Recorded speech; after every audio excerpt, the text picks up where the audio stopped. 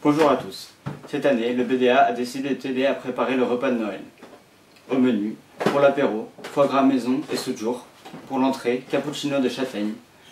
Pour le plat, rôti de magret de canard. Et en dessert, vacherin glacé, vanille caramel.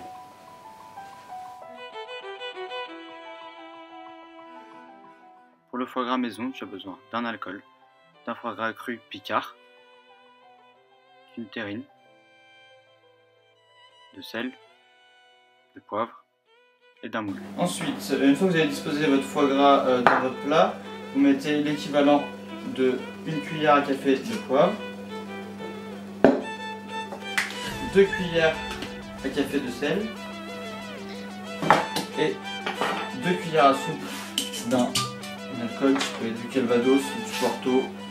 Vous mettez votre mélange sur le foie gras et faites en sorte que tout le foie gras s'imprègne vraiment bien du mélange. Il ne faut pas hésiter à ouvrir votre foie.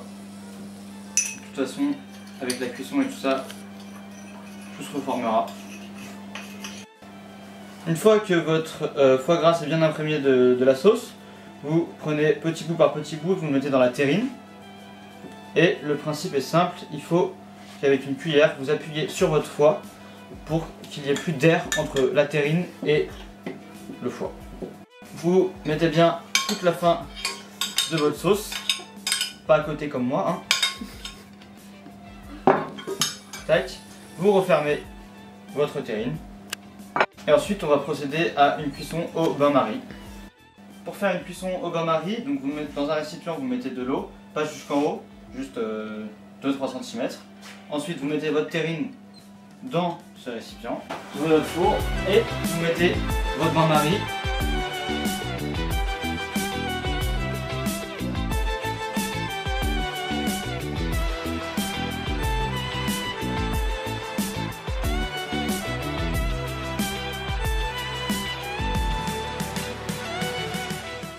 Il vous faut une boîte de châtaigne, un oignon, une échalote, une gousse d'ail, un bouillon cube, une bouteille de crème liquide, une casserole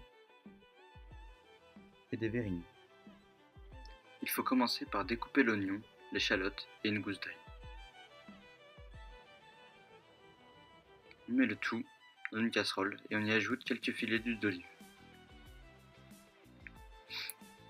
On fait ensuite revenir le tout sur un feu très doux. On mélange. Lorsque les légumes sont translucides, on y ajoute le bouillon cube et les châtaignes. Puis, on rajoute de l'eau. On mixe ensuite le tout. Temps de faire une chantilly salée, c'est exactement la même chose qu'une chantilly sucrée, sauf qu'à la place de mettre du sucre, on va mettre du sel. Et après, vous prenez le butter. La crème chantilly est prête. On sert le velouté. Et on va y ajouter la crème chantilly salée pour en faire un cappuccino.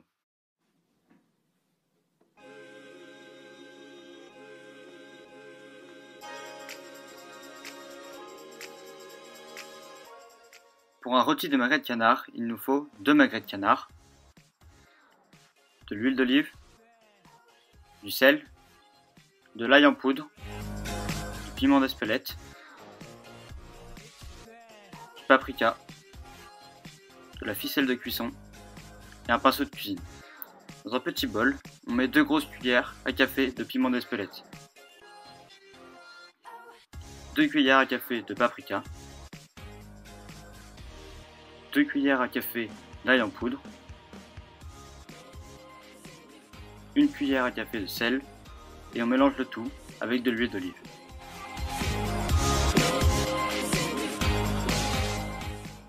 Voilà, une fois que vous avez terminé votre sauce, vous pouvez prendre vos deux magrets de canard, vous les mettez dans votre plat, vous prenez un pinceau et vous commencez à badigeonner. Bon, le principe du rôti, c'est d'accoler les 2 magrets de canard. Donc, vous les prenez comme ça, face contre face, disposés comme ça, et là on va procéder au ficelage. la partie la plus technique. Donc vous passez première fois en dessous avec votre fil, là, et après vous ne prenez pas la tête, vous faites 2 petits nœuds en serrant bien fort.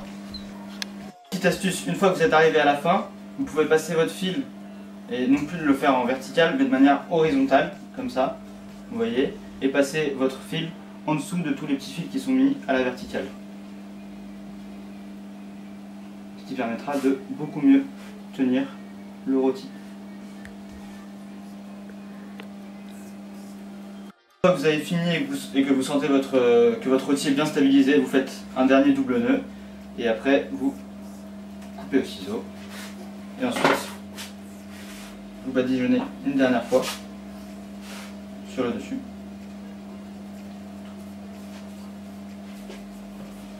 Pour faire mariner, on met un film plastique par-dessus le plat pour des raisons hygiéniques logiques. On met pendant une demi-heure au frigo et pendant ce temps-là, on met notre four à préchauffer à 200 degrés. Donc ça fait 30 minutes que ça marine, on peut le reprendre. Votre four a été préchauffé à 200 degrés. Vous enfournez le rôti et vous le laissez pendant 30 à 35 minutes. Ça y est, le rôti est prêt. Il ne reste plus qu'à y ajouter les pommes de terre de votre choix et à déguster sous les applaudissements de votre famille.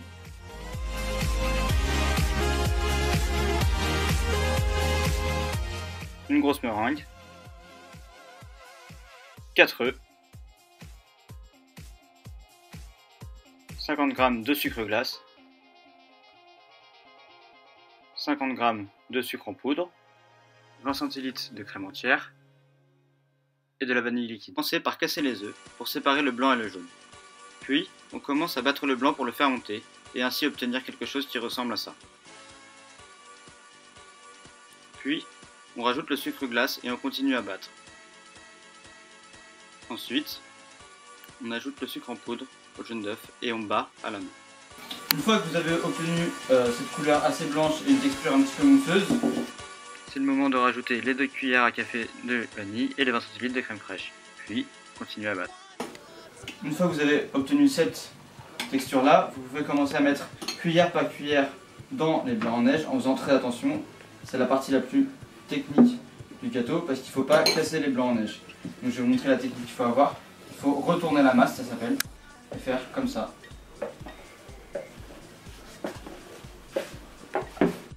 Pour faire du caramel, rien de plus simple, du sucre et de l'eau. 2 cuillères à soupe de sucre dans une casserole et ensuite il faut rajouter un tout petit peu d'eau, de telle façon que le sucre soit imbibé d'eau.